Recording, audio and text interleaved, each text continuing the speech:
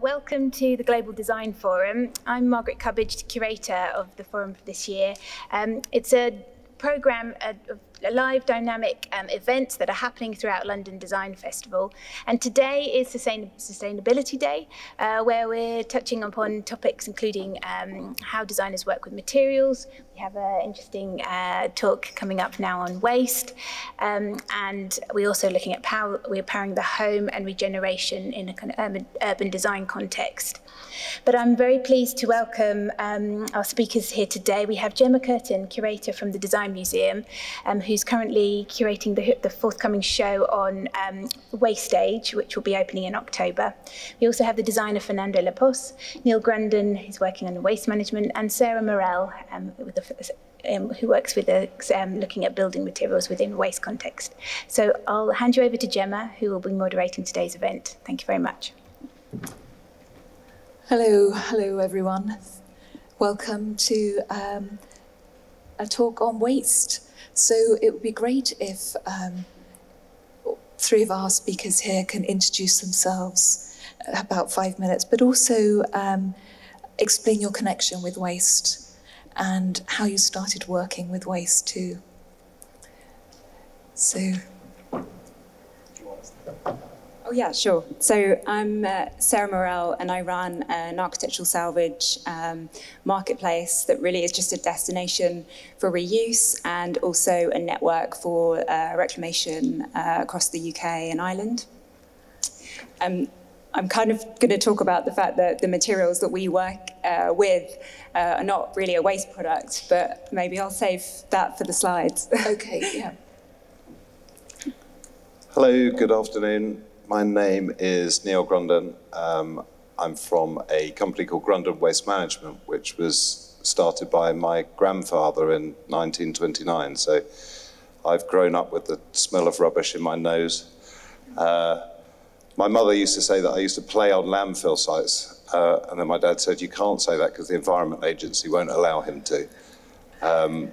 But when I joined our business in 1992, we were landfilling pretty much 90% of the waste that came through our hands, and that's now gone to about 50%. So big steps. But hopefully I get to some questions, and later on I can tell you a bit more about the wild world of waste. Thank you. Hello, my name is Fernando Laposse, and I'm a Mexican designer. I'm based between London and Mexico. And in Mexico, I work primarily with small farmers, and I sort of use the design thinking and design techniques to elevate the value of what could be perceived as waste. But again, like Sara, you know, I don't see it as waste, and I'll talk about that in the presentation as well.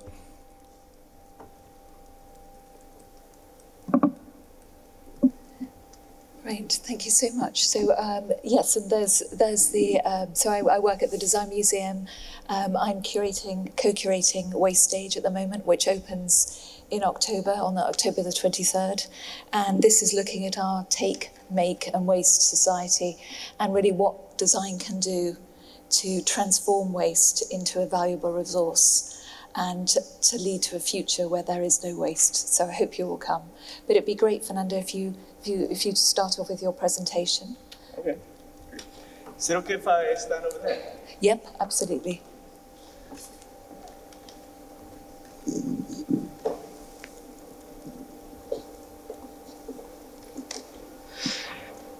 Yeah, hello everyone.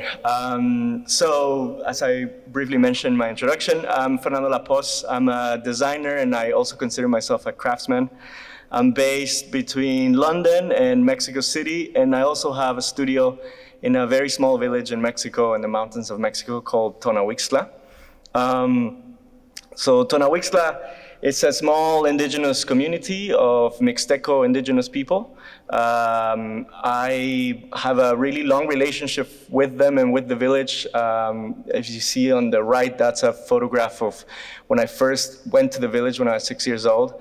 And for me, it was a really sort of eye-opening experience at a very young age to see how indigenous people live radically different from, people in the city. And really the concept of waste is sort of like a weird abstract thought there, they don't really see much as waste. But yeah, I've had a relationship with them, and the photo on the left is me working with them last season, so that's about 25 years in between both photographs. And yeah, I think it's a really interesting sort of separation about working in a place like this and then coming and living in a place like London. So my work is all about agriculture and looking at traditional agricultural techniques. So what's really interesting about Tonawixla is that it sits about 80 kilometers away from the oldest archaeological site that evidences the first beginnings of corn domestication, because corn is this kind of like man-made plant, that was selectively bred to be what we know as corn today. There's no wild corn. It's a plant that takes a lot of nutrients from the soil because, again, it's like this sort of man-made monster, which was created 9,000 years ago, by the way. It's not a modern thing. But it has an abnormal consumption of nutrients from the soil. So ancient Mesoamericans in what is now Mexico figured out a way of combining corn with beans and pumpkins and other plants to create what's called the Milpa System, which is effectively a permaculture system which keeps fertility in the ground, doesn't need any fertilizers, pesticides, herbicides, because all plants work together. You don't even need crop rotation. So it's a brilliant system that has been practiced uninterrupted for 9,000 years in Mexico, and the people of Tonawixla are still practicing this. And through this selective breeding process and through the Milpa system, we now have the most diversity of corn in the world with 60 different species. And I think what's really particular about them is that they come in all these wonderful colors, and each of them have been bred to grow in a particular soil in a particular area.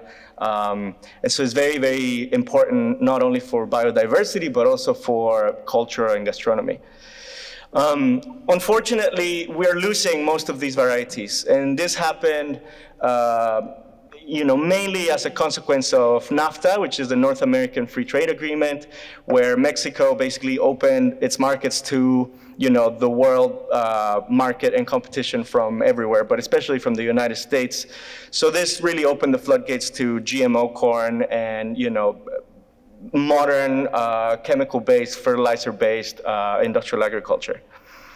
And I think it's important to point out that corn is the most planted grain in the world, which seems a little bit crazy because how often do you eat corn? But the reality is the most planted corn in the world, but it's no longer really planted for direct human consumption. Most of the corn is planted, for making sugars, for making animal feed, more recently for making biofuels and bioplastics, which I see as a bit problematic, actually. So it's a very, very different contrast to the culture and relationship of corn in Mexico. So this switch to industrial agriculture in the 90s basically had really, really devastating effects in Tonawixla. This is a video of what used to be a cultivation field, and what you see is all of these rocks sticking out of the soil. This whole field was covered in about ½ a meter of fertile soil, which is now completely eroded and gone. So this erosion is turning into desertification, and since people can't grow anything there anymore, we've had a massive crisis of migration. So when you hear about this, migration crisis to the United States from Mexico, it's important to consider these factors. They're also linked to market changes and climate changes. So in order to tackle this issue, I started to look at what makes these varieties of corn special. And for me, it was really interesting to see the color variation, which is not only present in the grains, but it also extends to the husks. And I think that's what makes them so special. So the aim of the project was to create a new material and to use design to maximize value. So the idea was to create a new source of revenue with the husks, which would be independent of grain, which will incentivize farmers to reintroduce these ancient varieties of corn, which are actually very drought resistant. They're just simply not as productive as industrial corn, but they're very valuable in terms of, you know, solving some of the climate change challenges that we're going to have in the future. It is also about giving local women a source of flexible employment because they are now the main demographic of the town, as most of the men have migrated, ironically, to the United States to work in cornfields there.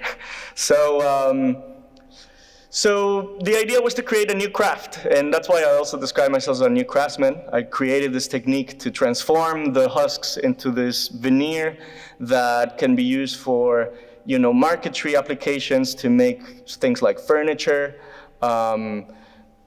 you know, high-end furniture, but also more accessible materials or applications, which is like these wall tiles, which we now sell by the square meter. And that is used for making interior walls, you know, decorative surfaces. And I think it's really special to see that all of these colors are completely natural. I don't dye any of that. I don't paint them in any way. This is just directly from the plant. So it's about celebrating that diversity and that culture. I really see this as a whole system approach. If you want to call it a circular system. I almost see it more of a spherical system, where there's a collaboration between me as a designer, the world's largest seed bank of maize, which has helped us to reintroduce the ancient varieties, and this indigenous community. So what we've done effectively is also a DIY design toolkit that allows us to train anyone within the village and get them to be a craftsperson within 3 days. So it's not only about creating a new craft, it's also about creating a new generation of craftspeople that manage to utilize these resources that were previously untapped. This is also about encouraging families that you know, are returning migrants to be involved in every step of the production change.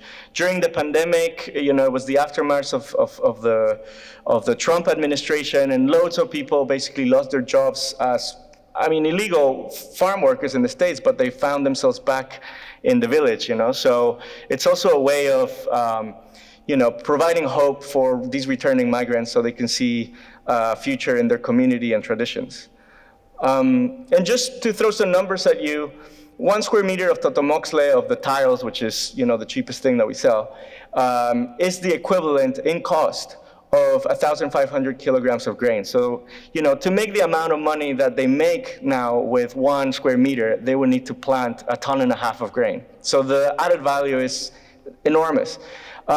This allows them to have independence from a market in which they will always lose. There's no way that they're going to be able to compete with an industrial farm using, you know, chemical fertilizers.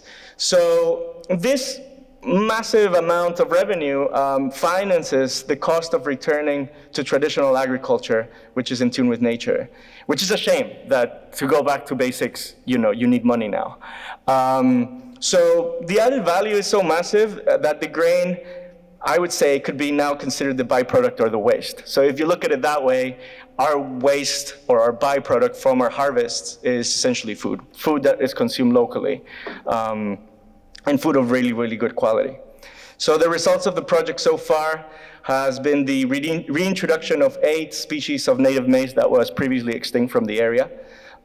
We have created this partnership with the biggest collection of seed in the seed bank called the CIMIT. We constructed a communal composting center to create new soil to help with the erosion. And we create flexible employment for about 40 people. So just as a conclusion, I would say, you know, it's important to think that that indigenous communities must be included in sustainability and policy-making decisions. This is because they are the least contributors of climate change, yet they are the ones that are most affected from it. They are victims of globalizations while being excluded from its advantages as well. And I would say, you know, in relevance to this talk, waste is one of the many issues linked to the current environmental crisis, and one mainly linked to the industrialized West. So I think we must also diversify the topics of conversation to explore solutions for the global South. Waste is one of the most mainstream areas of discussion because it is the quickest and most straightforward way of selling us a product back. You know, it's very easy to understand and very easy to market it as a new product back to us. So it's a lot harder to talk about perhaps, you know, more complex things like loss of biodiversity, indigenous rights, land rights, erosion, but they're equally important. So it's not disconnected though. Waste can be used, you know, as a stepping step to discuss all of these other things. Yeah, that's it. Thank you for listening.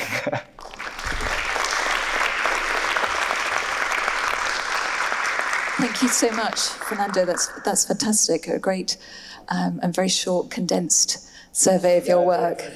Brilliant. And so from agricultural waste, Sarah, are you presenting? Have you got some slides to look at your...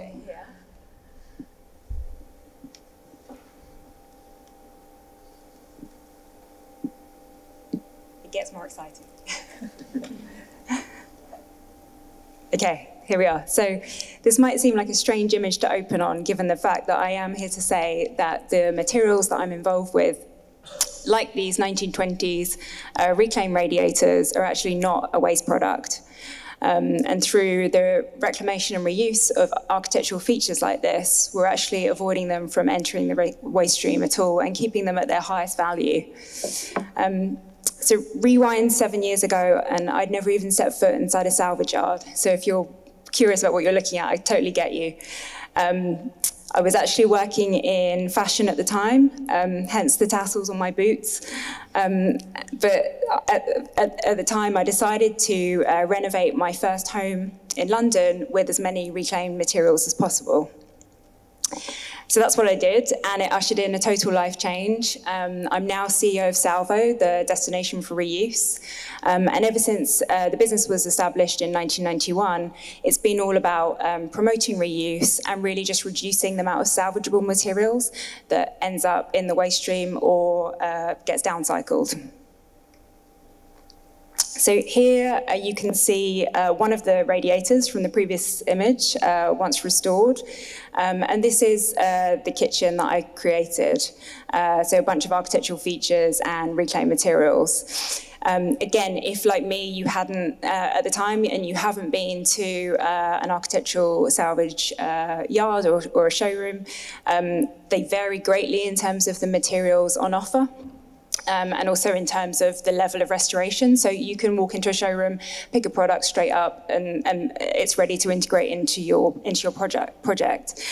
Or you can do like I did in some cases, which was picked items that were still waiting to be restored. And part of the beauty of that is you get to see the transformation. I think picking up on a point that Fernando made, though, what's really nice about it is a lot of the restoration and the craft skills are actually handled in-house in a lot of the reclamation businesses. And if not, then they're outsourced like really locally. So that's quite nice. Now, photo can't really do justice to the feeling I think that you get when you're surrounded by reclaimed materials. So I'll try and do my best by describing what I feel when I'm there. So I don't know whether it's the quality of predominantly the old materials or the craft skills that are involved, or even I think just the signs of life and of people that have come into contact with these materials, you know, over their numerous life cycles. I think it's almost like the humanity, the human touch that I think certainly attracted me to them. So anyway, what I want to do is just take you on a quick tour of what I did for my home, and how I made it not only environmentally friendly, but also personal through the things that I chose, with as much reuse as possible. So for sure, if you're thinking about embarking on a project and integrating reclaimed materials, it will take you longer to source than it would ordinarily. But that, for me, was part of the fun. It took me about 6 months to source materials for the entire flat, which is small, but I was just doing it on weekends, and every holiday was involved with just touring, seeing what was out there across the UK. But the other nice thing that came out of that was the fact that it gave me those 6 months to live in the flat, understand the space more, the materials that were there already. And because of that, I was actually able to reuse more than I initially expected to. Just focusing on the kitchen, I decided to reuse almost all of the kitchen appliances and the kitchen carcasses, but I made them mine by designing doors that were made from floorboards salvaged from the gymnasium of an old girls' school.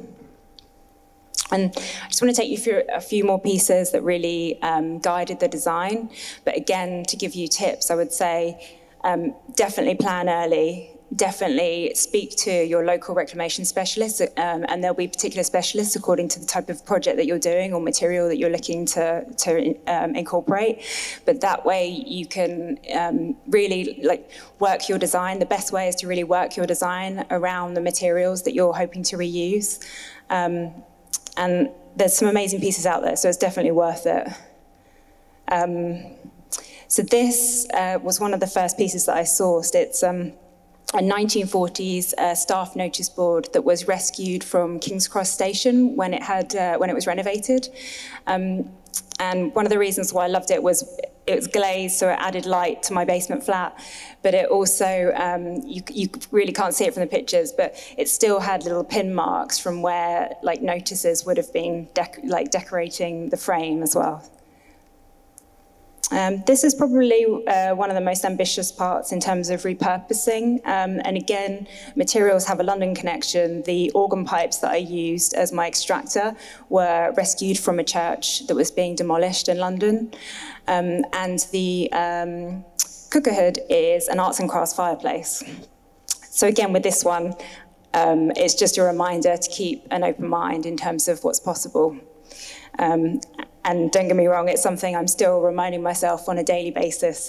It's not easy, particularly as I embark on the next renovation, because unfortunately the size of our one-bed flat was too small to see me, my husband, working, living, loving, all from practically one room during the pandemic. So I just wanted to share some reclaimed marble that I recently sourced for our new kitchen through Salvo web. So it just shows you the kinds of material that's available, and I got it for a fantastic price. So reclaimed materials and working with salvage, sometimes it can be more expensive than buying new, but it can also be a lot cheaper. It's not that as straightforward as that. And just to tell you a little bit about Salvo, so it's used by anyone and everyone, from private individuals to professionals working across the built environment, really to source or shop or sell predominantly antique and reclaimed materials. We also offer tools like demolition alerts and wanted alerts that really just support more reuse. And the only other thing I wanted to say about these is, so like I said, they'll probably predominantly end up in our kitchen, but it will look quite different to the one that I did before, partly because, again, we'll be guided by the materials that become available, but partly because I'm really adamant to showcase that, reclamation is a design ethos. It's not a single look. So I'm excited to see how this one works out. Another thing that Salvo has is a directory, so you can find your local reclamation yard. And when I was allowed to be out and about, I've been touring the UK salvage yards for a new focus directory that's all about reclaimed building materials. So shockingly and unfortunately today, only 1% of building materials are reused following their first application.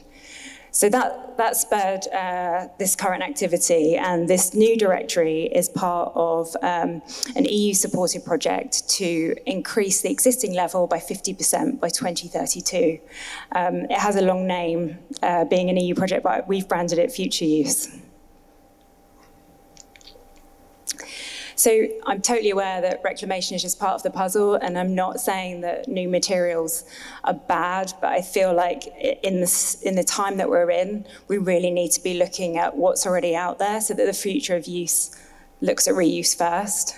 Burning fossil fuels shouldn't be the first resort. So I find it outstanding, really, that a green, 5-star green certified building can sometimes contain 0 reclaimed materials. And I think that needs to change. I think if every new building included just a decent amount of reclaimed, not as a token gesture, but really as a meaningful part of the structure, or even just as a social reminder of the past, it would add to our built environments, both environmentally and also socially. So my background is fashion. And that's certainly not an industry without its issues, both environmentally and ethically.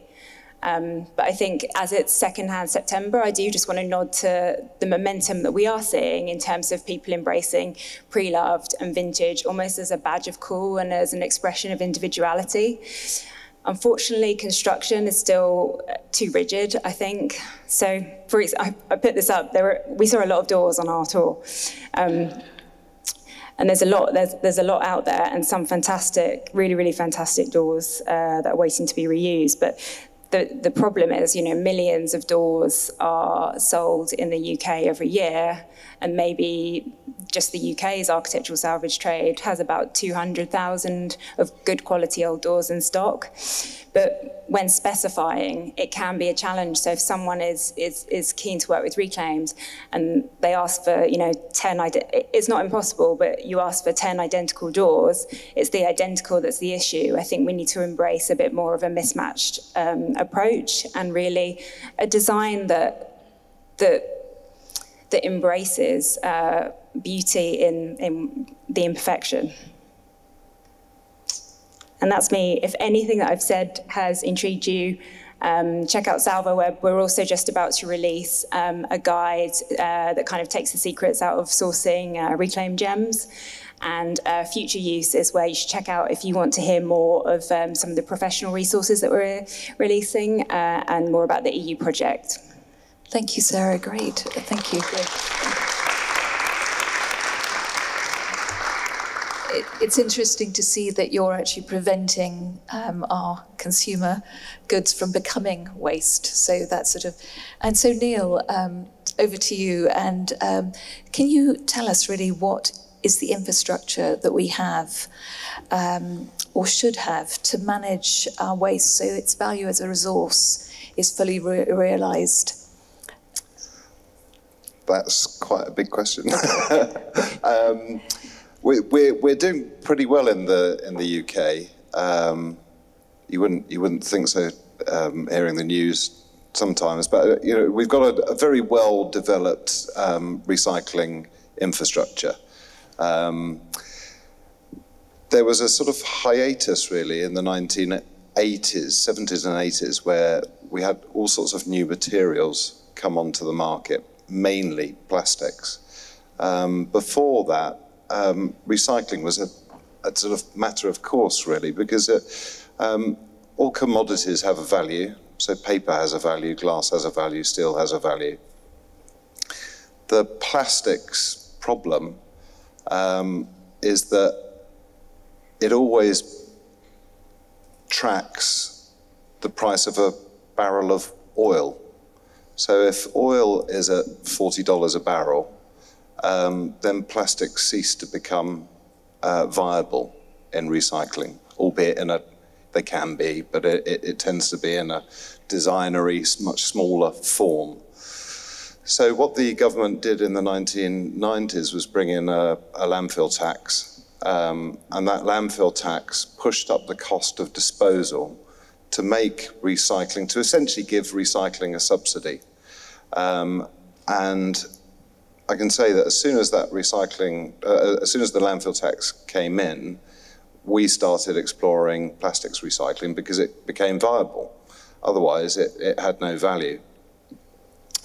So that infrastructure now is really getting ahead of steam in the UK. We've got proper plastics recycling facilities. I know if you look at any of your bottles of soft drink at the moment, it'll say a percentage of recycled content. That's only something that you've noticed probably in the UK, that you've only probably noticed in the last 18 months. That's because all of those production facilities have now come on stream. The problem comes again where you can't make 100% recycled plastic bottle because you're going to have flaws in it. And I notice it because I've got a very keen eye when it comes to these things. But if you look at a very well-known brand of drinks at the moment, their bottles aren't quite as shiny as they used to be. And that's because the level of recycled material going in there has just enough to discolor the bottle. If you go any more, it starts to put off the consumer. So this is something that the plastics industry and the brands are always wrestling with, is this idea of, you know, quality to what the consumer's idea of quality is. That's really interesting about what people think the consumer wants. And over to you, Sarah, in the sense that this notion of everybody wanting something new looking, that we're sort of fed, you come from fashion yourself, this insatiable consumption that we have. How do we sort of wean people off that feeling that things should be either perfect in terms of plastic or new? How do you encourage people to look for the old, to reuse, to have a different aesthetic that isn't sparkling new and perfect? It's tricky. I mean, quickly, you know, it's hard to tell people you can't have things. So I think, obviously, from the point of view that I'm coming from is, we'll go for something that's out there. There's lots of fantastic things waiting to be reused. So you don't have to give up that idea of wanting something new, as it were, just something new to you, but not necessarily new. But it also makes me think of, you know, as you were saying, actually, what the consumer sees as acceptable. So you were talking about kind of that key moment. And our founder, for example, if you rewind back to the 60s and 70s, was going and trying to stop people from putting and skipping Georgian fireplaces and Victorian floorboards. Now, today, with hindsight, we understand how strange that seems. But at the time, you know, that was the 60s, everyone wanted new, they were ready for something else. Even if people don't like a Georgian fireplace, we understand the value in it. That might be a bit off-piste, but I was just thinking about it. I don't know, something about perception of what, Yes, of that is the whole, you know, of taking waste and making it into a valuable resource. Fernando, I was going to ask you about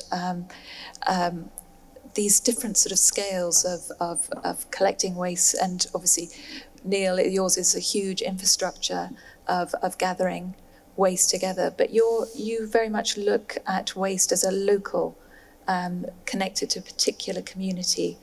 And so what is your view of that? Do you think it's important that we look at our waste in a personal way, in a village way, in a town way?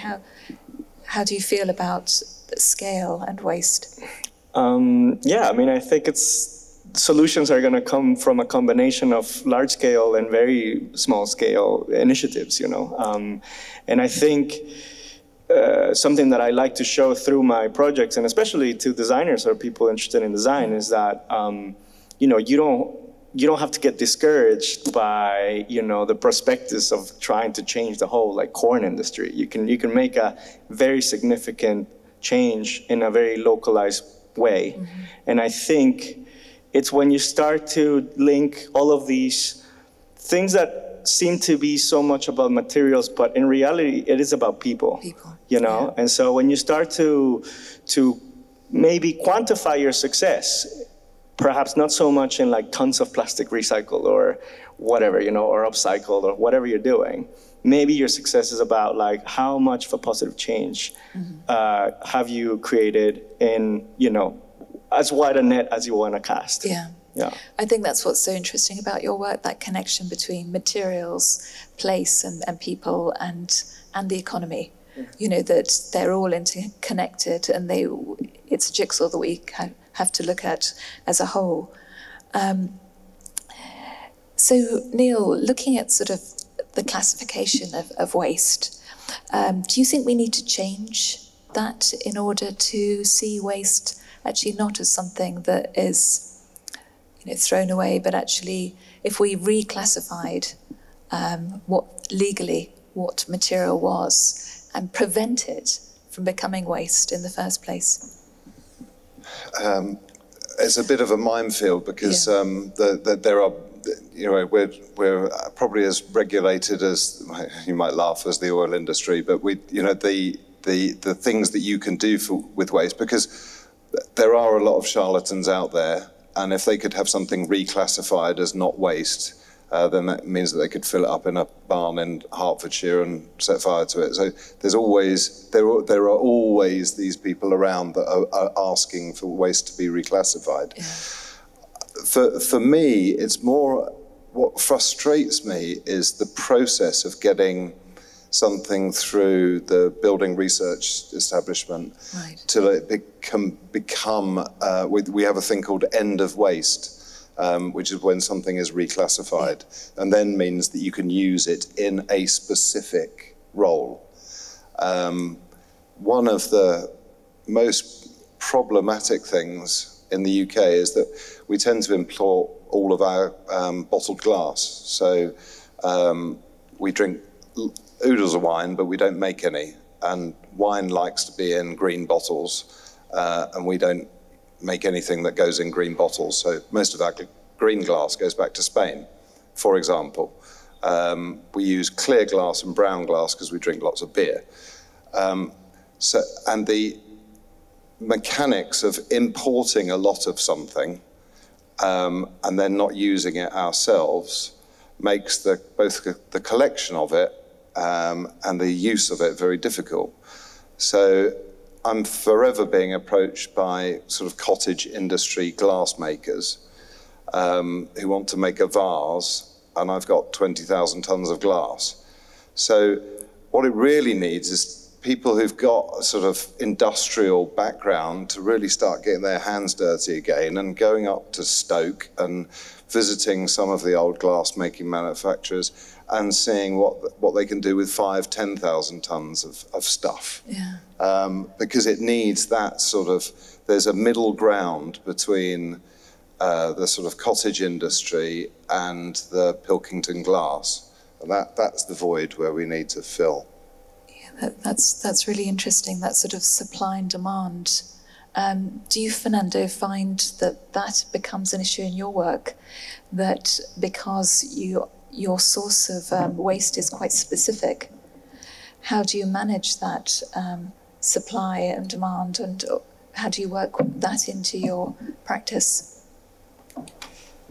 Well, that was one of the sort of first challenges of the project, you know, that we were trying to reintroduce species of maize that are so localized and that were extinct, that actually we had too much demand for what we could offer. And this is why sometimes I don't really consider my project a project about waste, because we put a lot of effort into bringing these corns back. But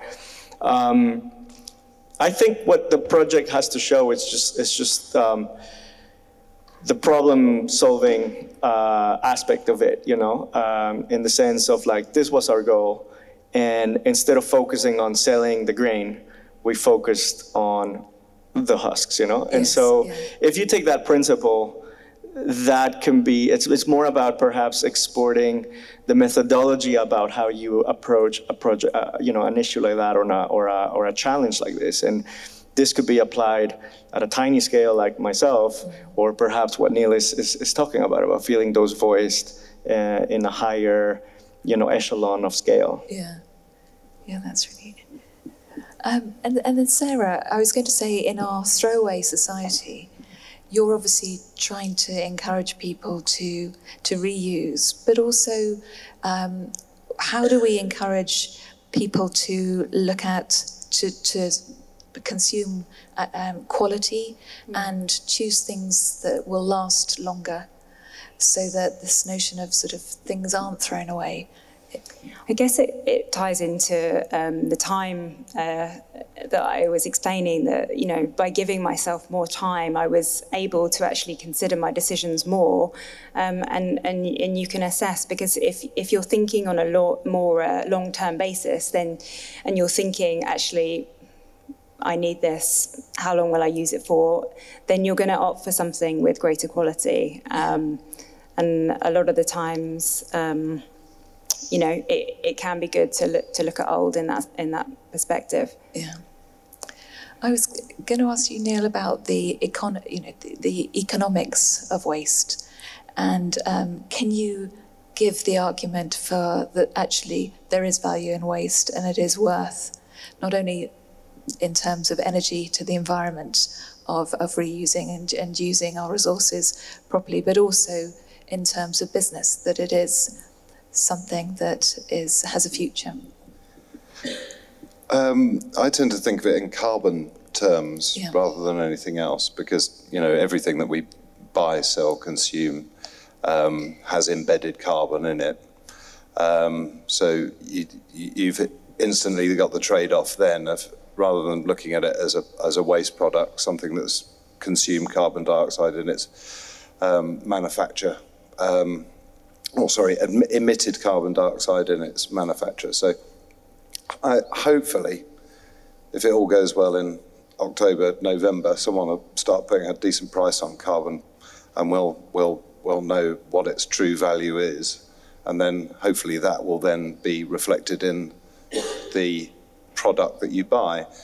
I always say to people when they get very excited about waste and say, oh, there must be lots of money in it, I say, well, people didn't throw it away because they thought it was worth any money.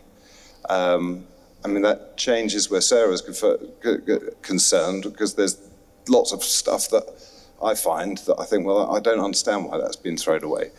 But a lot of the stuff that we collect, sweet wrappers, for anything from sweet wrappers to nappies to bags of dog crap, doesn't really have a value. It has a cost attached to it, and that is whatever the council or the individual considers its cost to you as a householder to get rid of it from your back door. Now, you'd be surprised to know that councils currently operate on about £1 a week is what they think that's worth to you as a householder. About £52 a year is what you actually pay in your council tax. They like to think that you pay an awful lot more than you do, but you don't. And that then pays for the lorry drivers' wages and the disposal, etc., etc., etc. I'm losing my train of thought here, but to come, it's most things are a commodity. So if you look at paper, cardboard, tins, metals, glass, they're all traded globally. Yeah. That will fluctuate on the raw material price, and that has been the same since the dawn of time. When it comes to actual disposal, it's then a consumer issue, and it's what the consumer is willing to pay for that, either to be recycled or to be disposed of. We like to make energy from that waste because we consider that is one way of capturing that embedded carbon. Great. And before we take questions from the audience here, if you could just sum up your sort of who benefits from reusing and using waste? Everybody, the planet. I think picking up on your point about the carbon, actually truly understanding that is important, and actually it will help people maybe be less flippant to disregard what's actually already been made, because the embodied energy that those items represent is really important. And I didn't include it, but one of the things that we're working on at the moment is an assessment for the embodied carbon specifically focused, because there's a lot of things out there in terms of certifying green products, but actually that specifically looks at reclaimed materials. So that's something that again will be sharing more about. Yeah. Yeah, I agree. It's absolutely everyone. But I think that's what we need to communicate more, because things like, oh, I don't like the product because it's in a cloudy bottle, or all of these things. It's like, I think it needs to be more clearly explained to consumers. Yeah. And I think it's a combination of, yes, regulations that are going to come, but regulations are often coming way too late. So I think there has to be more of a consciousness in the average consumer, and more of a drive to be active. I mean, activism is a very powerful thing. So just to give you like a very brief example, because I think one of the really amazing things about working with this town is that there's such a close-knit community, and they actually can organize really, really in a very powerful way. So, for example, when I was a kid, it would take me about 8 hours to arrive. Now it's only 4, because most of the roads that lead to that place were widened and paved. And I always assumed it was the government. It was Coca-Cola. So that their trucks could fit through the mountains to go and connect and sell Coca-Cola to all of these indigenous little towns, right? So that happened in the 90s, and at the beginning it was, it was in glass bottles, and then you would, the truck would come a week later, and then you would exchange those glass bottles for new Coca-Colas. That switched in the 2010s to plastic. And the problem is, over there's no trash collection. So what do? There's no trash service. So it started to just be like mounds and mounds and mounds and mounds and mounds in plastic. And the community organized, and they started to do roadblocks, literally not letting the trucks come. And that went on for months until Coca-Cola started to do special trucks with glass again. So if I'm saying like a tiny community of 400 people managed to change the distribution routes of Coca-Cola, imagine what that could be if that gets, scaled up to, nationwide or worldwide. It's huge. It is that combination of the personal and then putting pressure on sort of politicians and at a global level to really sort of end this issue. So to the audience, if there are any questions, and also if it's directed at a particular person. Okay. Who will get it? Hi, just a very quick thought going back to the kind of village idea. We're completely overlooking our schools. I mean, why don't we start there? I mean, children think things arrive by magic. They need to learn how they're made. That should be part of the education really early on, so that they respect what they have, they look after it, and they learn that you don't just chuck it away, that you don't think about it when it vanishes. They should learn how to, what materials are in there. Some time ago, I read a book, I can't remember the guy's name, but it was really funny. He decided to go out and build from scratch a toaster. And it took him all over the world. And when he finally made it, it kind of melted or exploded or something. But he did it literally step by step, like a kid would do, but going to the countries for all the metal bits, the plastic bits and whatever. I mean, something like that going into schools. I mean, kids think stuff arrives by magic, and they also think it disappears by magic. Yeah. They need to know, then they will have an influence. Why do we start in the middle? Like your village idea, you need to start much earlier.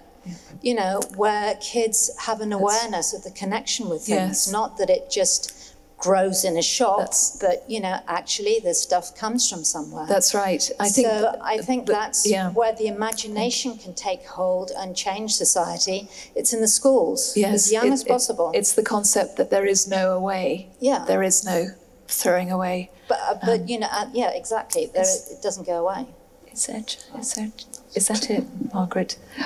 Sorry, we spoke too long and didn't leave enough time for questions, but thank you very much to our three speakers. It's been really fascinating